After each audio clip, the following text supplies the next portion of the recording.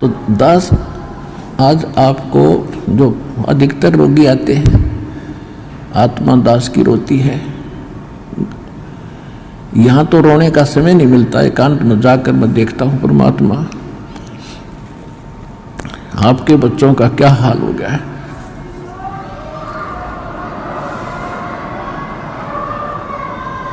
एक एक टूक को तरस रहे हैं, एक एक रोटी के लिए सारा दिन भटकते फिरते हैं, और ऊपर से एक कहर अलग से टूटे हैं इनके ऊपर। किसी को संतान नहीं, वो उसी दुख में सड़ रहा है, जल रहा है। किसी का कैंसर है, किसी को और दोष है, और एक पल का इनको पता नहीं कब क्या हो जाएगा। तो इस कारण से परमात्मा से अर्जी लगाता है दास कि दाता हम तो इसे निकम्मे हैं, और आपको ही मालूम है हम कितने कैसे अच्छे होते तो चले जाते। अभी से अच्छे भी आप बनाओगे, दृढ़ता भी आप ही लाओगे, तभी हम आगे बढ़ पाएंगे। फिर भी इतनी उसके बाद भी कोई मर्यादा ठीक नहीं रखता है और अपनी मनमानी करता है, फिर हमारी अर्ज भी फेल और भगवान भी मदद आपकी नहीं करेगी। तो सबसे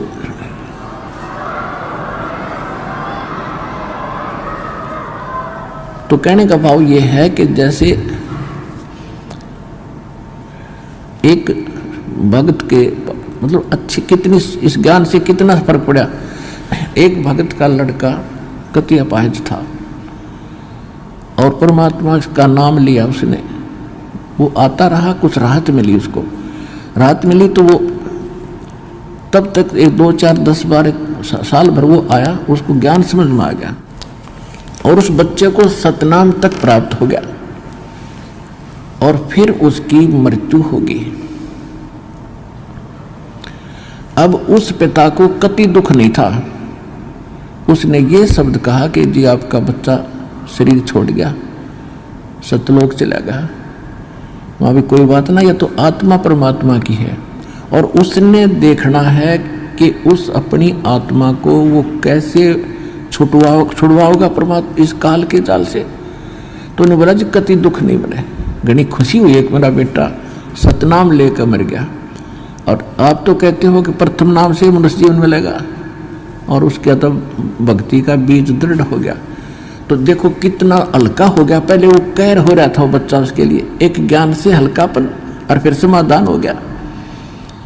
और वो ये गारंटीड बात है, 10 महीने में यही सतलोक आश्रम में दिखा दूंगा उस बालक को, दूर नहीं जाएगा। तो हमारा यहाँ जो मूल सौदा है, जो मूल हम सौदा करते हैं, वो तो इस आत्मा का कल्याण का है, और बाकी जो आपको सुख देंगे हम यहाँ परमात्मा देगा। दास तो देखो परमात्मा ने हमारे इस दास को खूब सतर्क कर रखा है कि अपने ऊपर कभी ना लेना। खुद भगवान ने नहीं ली। परमात्मा की एक वाणी है, सुख देता है दिए जात है, ये दाता दिन रैन, और लोग भरम मोह पे करें ताते नीचे नैन। देने वाला परमात्मा कबीर जी है, और दास को केवल एक बीच में आपका मीडिया बनाए बैठा है। और आपको आप कहते हैं गुरु रामपाल ने ये सुख कर दिया, तो उसमें दास के नैन नीचे हो जाते हैं। परमात्मा कहते हैं कि देने वाला दे रहा है और लोग भरम मुझ पे कर रहे हैं ताते नीचे नैन। कहने का भाव ये है, देखो करेगा तो इस दास के माध्यम से। इस दास को ये समझ लो एक सिरिंज है इंजेक्शन लाने वाली, और यह ओके सिरिंज बढ़िया नीडल है, इसमें दवाई है भगवान, और लगेगी रामपाल के आशीर्वाद के माध्यम से यह दवाई भगवान वाली जाएगी ऐसे।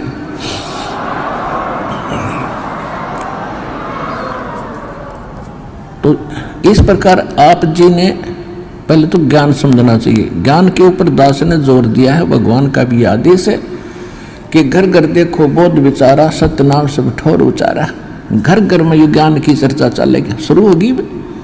जिस घर में आप जाओगे जाते भगवान के अतिरिक्त कोई चर्चा नहीं सारे दिन, ना तो इनमें कोई ताश बत खेला करता, कोई इधर उधर की गप्पे मारा करता, फलाने ने ऐसे कर दिया, धकड़े ने ऐसे कर दिया, ये गप्पे मारा करते घर बैठ के। आज हमें फर्स्ट टाइम है को नहीं, या तो सुबह का नित्यनेम, दोपहर की रामायणी, शाम की आरती, बीच में मंत्र, हमें इतना बड़ा सिलेबस दे दिया, हमने बकवाद करने का समय को नहीं। और समय मिलता है तो मालिक की चर्चा ही करते और कराते हैं। कितना अच्छा समय मिल गया।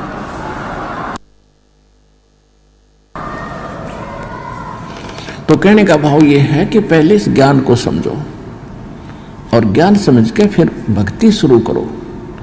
चाहे कितना भयंकर रोग है, भगवान परमात्मा ने प्रसन्न कर दो। वो कैसे प्रसन्न होगा? जिस दिन वो प्रसन्न हो गया वो तो सोने कैसी काया बना दे जीव की। 1 सेकंड में एक बार 350-360 के लगभग कोड़ी थे, कोड़ी। और कबीर परमेश्वर के पास काशी में उनकी सुनकर महिमा इकट्ठे चले गए। 5-7 गए पहले तो। बोला जी हम ऐसे दुखी है और ऐसे है। परमात्मा बोले भाई तुम वो सारे को डियान बुला लो। जानो किसी ने? सारे ने जाना है कि उनको सबको बुला लो। पर एक बात है, तुमने भक्ति करनी पड़ेगी आजीवन। और भक्ति छोड़ दोगे ना फिर तुम्हें फिर हानि हो सकती है। कान पकड़े जी, कदे नहीं छोड़ेंगे और हम तो सदा आपके चरणों में पड़े रहेंगे। 360 कति कोडी चाम पड़ा था कट कट के। और परमात्मा ने आशीर्वाद मात्र से सारे 1 सेकंड में कति स्वस्थ कर दिए। कबीर भगवान ने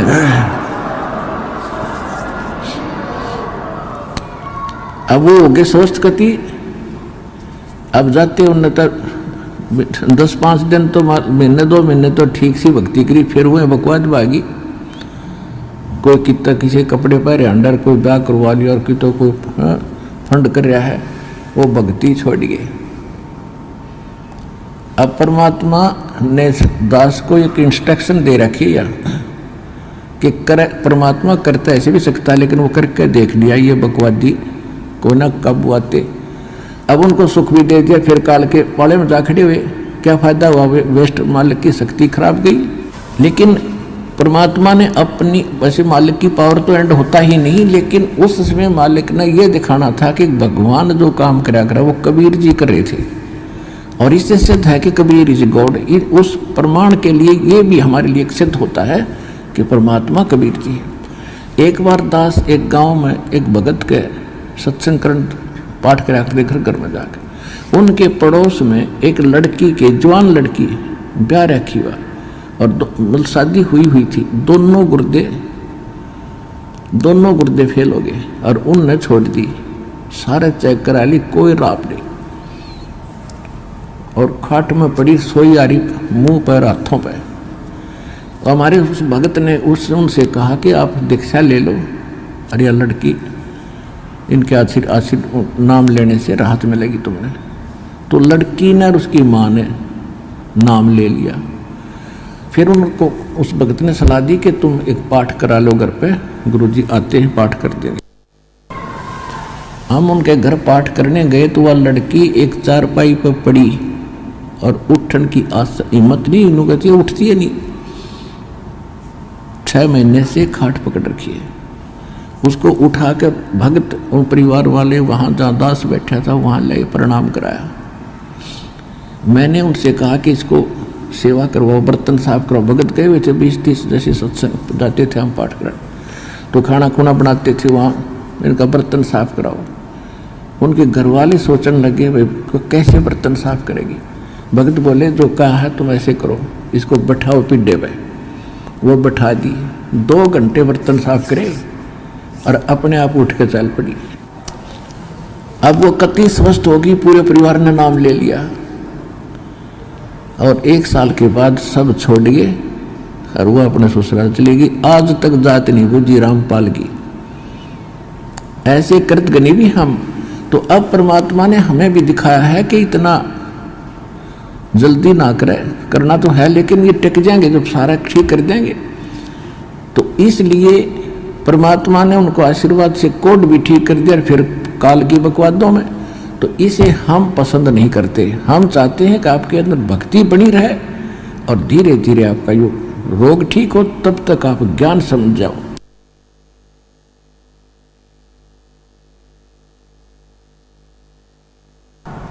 और जिसके मन में दोष है वो चला जाएगा। फिर कितने पृथ्वी ठिकाना नहीं, वापस में फिर भटक कर फिर आखिर में यही आना पड़ेगा। एक अभी कल ही मिल रहा था, एक बहन आ रही थी, उसको और उसका पति भी मिला। भक्तों ने बताया कि ऐसे ऐसे ये बहन आई थी 3 महीने पहले और इसको बहुत समझाया, नाम ले ले, इसका पति ने नाम ले लिया, इसने ना लिया। और ये भी आप विचार कर लेना, जो यहाँ आकर दीक्षा नहीं लेकर वापस जाता है तो उसकी कोई करड़ाई है, कोई भयंकर कर्म उसको दुख देने वाला है, जिस कारण से काल उसने परमात्मा की ओट में आन नहीं दे रहा।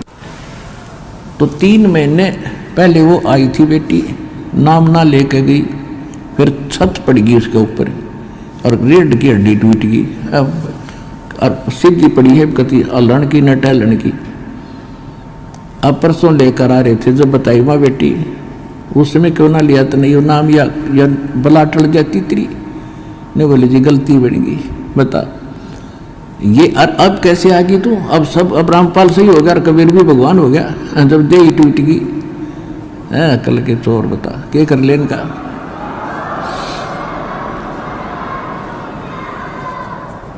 दुख में सुमरण सब करे, सुख में करे ना कोई।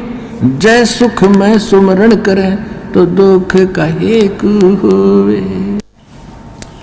संत शरण में आने से आई टले बला। जय मस्तक में सूली हो वो कट्टे में टल जा। इस समर्थ परमात्मा की शरण में आने से यदि मौत भी हो, यानी सूली टूटना हो, तो कांटा लगकर ही बच जाता है। अब जो प्रसंग चल रहा है पुण्यात्माओं के दास, जैसे यहाँ सुनता है कई भक्त आते हैं, ये ऐसे तो घने मिलते समय ने बोला जी कति घना ठीक हो गया, थोड़ी सी कसर रह रही है। मैं कहा यह कसर तो रखनी है सारे। मैं कहा यह ना रही ना तो फिर भाग जाओगे, वो काल के उसमें पाले में खड़े हो जाओगे जा करके। ऐसा नहीं, परमात्मा इतना दुख नहीं देने देगा आपको कि आपकी जान चली जा। तो इसलिए परमात्मा भी कहते हैं, हमें संकेत करते हैं, सुख के माथे सिला पड़ो जो नाम हृदय से जावे, और बलिहारी उस दुख के जो पल पल नाम रटावे। परमात्मा हमें संकेत करते हैं कि हे भगवान, ऐसा सुख ना देना जिससे आपकी भूल पड़ जावे, और इतना दुख दिए रखना दाता तेरी याद बनी रहे। तो पुण्यात्माओं, हम सुखी होते ही भगवान बोलते हैं, और दुख जब हमारे ऊपर आते तो कर्मों के हैं, और फिर हमें भगवान याद आता है। तो हमारे, अब देखो आपके पापों में आग लगा रखी, भगवान ने आग लगा रखी। जो संचित कर्म है उनके भी, और जो प्रारब्ध वाले इनमें भी। जब कर्म जले हैं, जब भी घास जलता है तब भी धुआं धावा आग उग थोड़ी बहुत दिखा जानो दुख दे रही है, लेकिन कति रोग कटन लाग रहा है आपका, तो थोड़ा बहुत कष्ट भी हो उसने सहन कर लेना। अब जैसे तो आपको जो भयंकर रोग थे, जो भयंकर दुखदायी कर्म है, पहले आपके उन पर कुवाड़िया चल रहा है परमात्मा का, और छोटे मोटे तो धीरे धीरे हो जाएंगे, सारे ठीक हो जाएंगे। जैसे डॉक्टर के पास कोई भयंकर मरीज जाता है, वो सबसे पहले डॉक्टर उस स्थान का इलाज करेगा जहाँ से रक्त निकल रहा है, यानी जिससे उसकी जान जानी हो। एक्सीडेंट हो गया, हड्डी टूट गई और कहीं रक्त सर्वा हो रहा है, तो सबसे पहले डॉक्टर ये देखेगा कि इसका इस स्थान पर ऑपरेशन करें जिससे इसका खून रक्त बंद हो। और वो रो रहा है, डॉक्टर साहब टांग में दर्द घना है, हाय मर गया, तो डॉक्टर उसने ना देखता कि इसने तो चिल्ला लड़ते थोड़ी देरी, तो फिर कर दूंगा ठीक, पहले ये रोग काटना, ये करना जरूरी है जिससे इसकी मौत ना हो जाए। तो परमात्मा आप ताई हो एक दुख न ठीक कराने खातिर, और परमात्मा आपके वो पहले ठीक करेगा जिससे आपकी मृत्यु, जैसे आपकी मृत्यु निकट आएगी, समय आपका रहा नहीं, एक्सटेंड आपकी है नहीं आगे आयु, तो सबसे पहले उस कर्म को बढ़ाएगा आपको जिससे आपकी एक्सटेंशन हो। उसके बाद फिर सुख तक दे जाएगा जब तक आप रहोगे शरण में। तो इसलिए आप विश्वास के साथ इस मार्ग पर लगे रहो, और जैसे दास कहे वैसे चलो। किसी की और बातों में आके भगवान से दूर ना होना। आप सदा सुखी हो जाओगे, आपको सर्व सुख मिलेगा और मोक्ष मिलेगा। ये सुख तो रुंगे में मिलेंगे, फ्री ऑफ कॉस्ट मिलेंगे, और मूल सौदा आपका मोक्ष होगा, वो गारंटीड होगा।